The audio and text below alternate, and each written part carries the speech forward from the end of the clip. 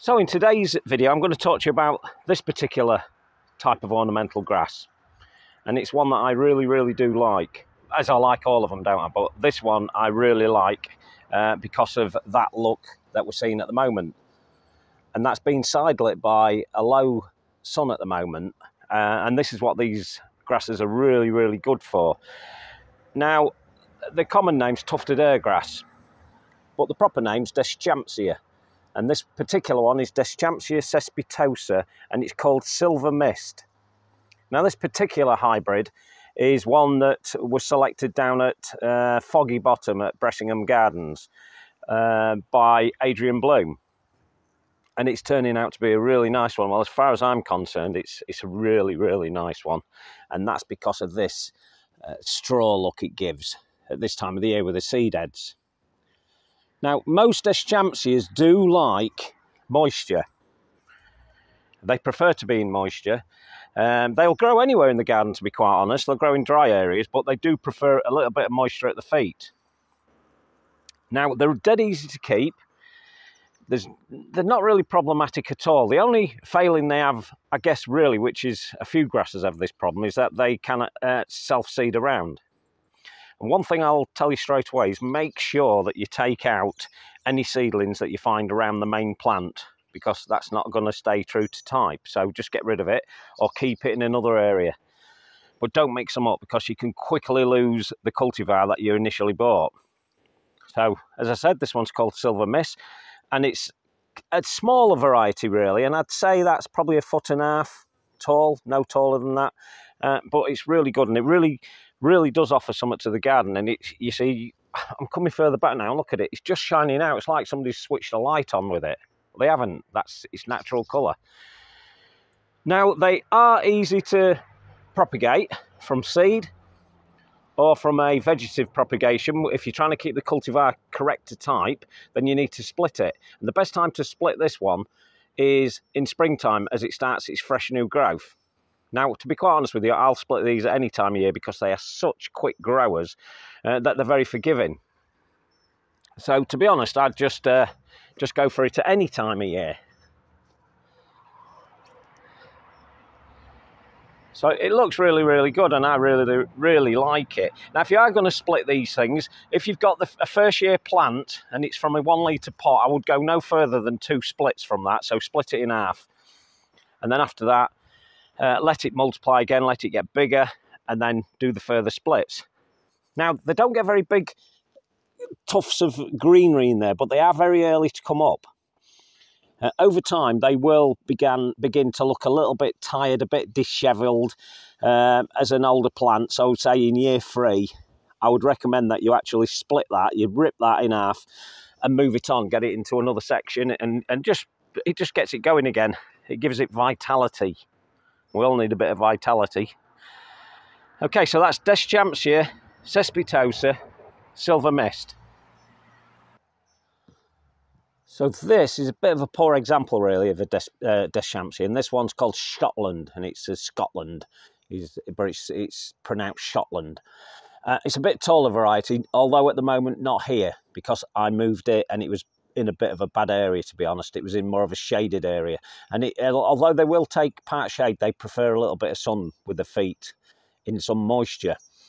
But again, as I said, they will take dry conditions. The reason I'm showing you this one is because I want to show you that it looks really nice with this perennial, which is Sanguisorba, and this particular variety is called Blackthorn, but it does look really nice. Now, as I said, the Deschampsias are absolutely cracking. They remain fairly small and squat, so you need to select the area that you keep them in. Select it well, really. Don't just bang them into the middle of a border, because they will struggle to get going if you've got them in too clumpy a border. You know, if they're absolutely surrounded by other plants, they will not like that. Now, this one here is another variety, and this variety here is a selected variety that I found in a cow field not too many miles away from me at a friend's house, and it stood out a mile because of its tallness.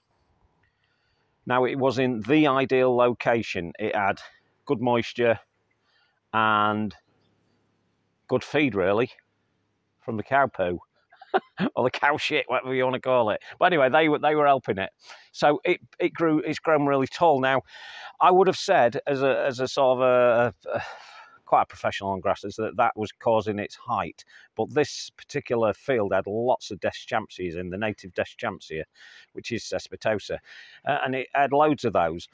And this one stood above all the others, and it had two other ones next to it. So I knew that this probably was a bit more special. Now, I did think at the time that because of its size, it may be a bit floppy. Now, when I put it back into the garden here, it did exactly that. As it got going, it was lovely, strong and tall, and then it tended to flop over.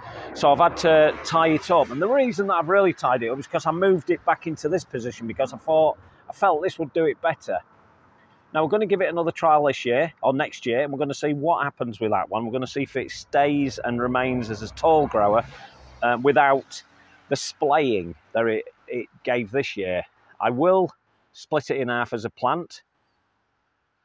Sorry, as a grass tuft. I will split it in half because it was very, very green and very, very wide, really. It made about 2 foot very quickly. So we will rectify that, split it in half and see what happens. See if it remains tall without any support at all, but I'm not sure it will. So, you know, I'll keep you informed on that one. So that's just ordinary Deschampsia cespitosa and a selected seedling that's on trial. I'm really keen on introducing these grasses into the border, and I like to have them all over the garden up here at Grassy Bottom, and I put them everywhere. But one thing you must do is try and keep them to the front of the border in most cases. They stand alone as a single specimen, but they do look good en masse. And planted en masse is probably the way I would recommend that you do plant them, because you get this lovely look, and especially from the low winter sun, or as it is at the minute, autumn sun, we get this lovely look about it, almost biscuity. The seed heads are very, very fine, as you can see, and as I said, they can spread around a little bit by seed, so we need to watch for that. But don't let that put you off them. For the amount of seeds that are in these grasses themselves, and there are about 5 here in this clump, for the amount of seeds that we've got in there, you'll probably find maybe an handful or maybe 20, 30 seeds around it, which are quite easy to pick out very early on. And you can see the distinct little tufts of grass coming up. So they're quite easy to select, pull out, get rid. Don't try not to allow these to self-seed around themselves and allow them to carry on growing, because they will not be the cultivar that you bought. So this particular one is Gold Tower, and it's amongst the best, and it's probably my favourite. There are others. I'll name 1 or 2 now. One's called Bronze Slayer, one's called Gold Slayer. Gold Slayer is a really nice form, stands out, really does stand out from the crowd with its gold colour seed heads very early on. So that's another couple of cultivars. There are others. There's one called Fairy, or Fairy something or other, which is a viviparous type, which basically means that from the grass tufts it sends out a long shoot and it produces a plantlet off the top of it. So anything with the name viviparous in it is likely to do the same sort of thing. But with this particular grass, it sends it up and does that, just that, sends a little plantlet to the outside of it. But this not this cultivar, but Fairy, or Summit Fairy, I can't remember exactly what it's called. But anyway, you look it up. So it looks really good under those circumstances. Now, I've got it in my ornamental grass garden, as you can see. I'll take a little walk around the other side. And we're in autumn at the minute. But look at that. That is what they've got to give to the garden. Just an absolutely stunning look. And when I'm up in the house, I can see that, and it looks fantastic. So as I said, there are other types out there. Search them out. Deschampsias, they're native to Britain and other places in Europe. You'll find them dead easily. Garden centres do supply them. Try and stick to a known cultivar.